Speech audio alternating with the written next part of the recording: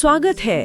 आज हम एक ऐसे विषय पे बात कर रहे हैं जो कई लोगों को प्रभावित करता है, दिल का दौरा।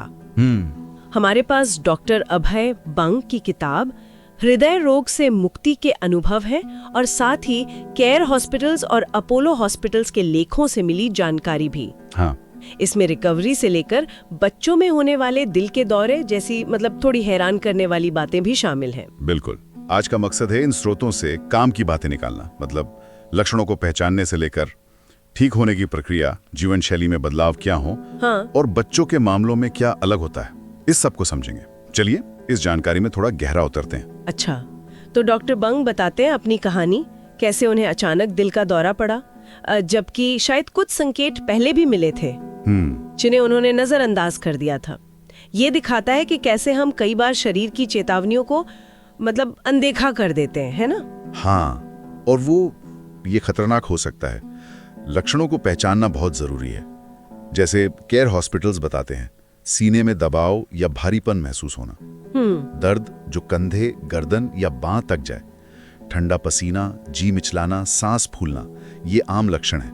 पर ये हर किसी में अलग हो सकते हैं शायद। बिल्कुल, हर किसी में अलग हो सकते हैं, कभी कभी हल्के भी, और हम सोच लेते हैं कि शायद ये गैस होगी या थकान। हाँ, सही बात है। और यही वो चूक हो जाती है। डॉक्टर बंग के मामले में जांचों से, जैसे ईसीजी, ट्रेडमिल टेस्ट और फिर एंजियोग्राफी हुई, हाँ, तो पता चला कि उनकी धमनियों में 95% तक रुकावट थी और उनका कोलेस्ट्रॉल भी 244 था, जो काफी ज्यादा है। बाप रे।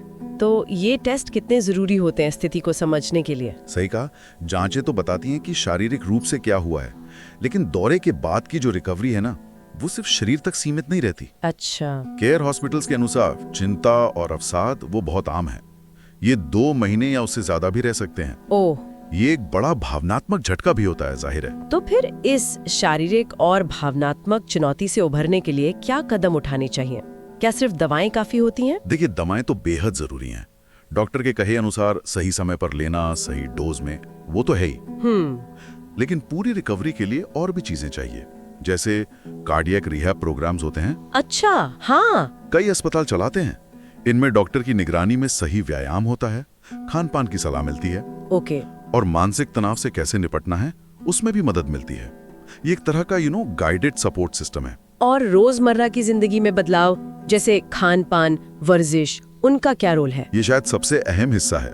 जैसे केयर हॉस्पिटल सलाह देते हैं, कम चिकनाई, मतलब अस्वास्थ्यकर वसा कम। हाँ। ज्यादा फल, सब्जियां, मछली, फाइबर वाला अनाज। ओके। और नमक कम करना। डॉक्टर बंग भी ओमेगा 3 फैटी एसिड्स के फायदे बताते हैं। ओके।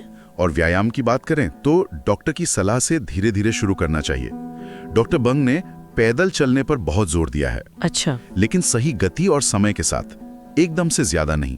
और हाँ, धूम्रपान छोड़ना और अगर डायबिटीज है तो उसे कंट्रोल में रखना, ये भी उतना ही जरूरी है। एक दिलचस्प बात और है, डॉक्टर बंग शारीरिक स्वास्थ्य के साथ साथ स्वधर्म की बात करते हैं। इसका क्या मतलब है और रिकवरी से इसका क्या लेना देना हो सकता है? हाँ, स्वधर्म, इसका मतलब है अपने मूल स्वभाव या कहें कि जीवन के उद्देश्य के अनुसार जीना। डॉक्टर बंग का इशारा शायद इस तरफ है कि शारीरिक इलाज के साथ साथ मानसिक शांति और जीवन में एक संतुलन खोजना भी रिकवरी का अहम हिस्सा है। अच्छा। ये सिर्फ शरीर को ठीक करना नहीं, बल्कि मन को भी शांत और संतुष्ट रखना है। ये पूरी तरह ठीक होने की प्रक्रिया का ही एक हिस्सा है, आप कह सकते हैं। सही। अच्छा, हमने अब तक तो वयस्कों पर ध्यान केंद्रित किया है, लेकिन अपोलो हॉस्पिटल्स एक ऐसे पहलू पर रोशनी डालते हैं जिसके बारे में कम लोग जानते हैं। हाँ। कि बच्चों में भी दिल का दौरा पड़ सकता है। ये सुन के थोड़ा अजीब लगता है। हाँ, ये बात चौंकाने वाली है और ये वयस्कों से काफी अलग होता है। एक मुख्य कारण है ALCPA नाम की जन्मजात स्थिति। ALCPA, ये क्या है? इसमें ऐसा होता है कि दिल को खून पहुंचाने वाली जो मुख्य धमनी है, कोरोनरी आर्टरी, वो गलत जगह से निकलती है, मतलब पल्मोनरी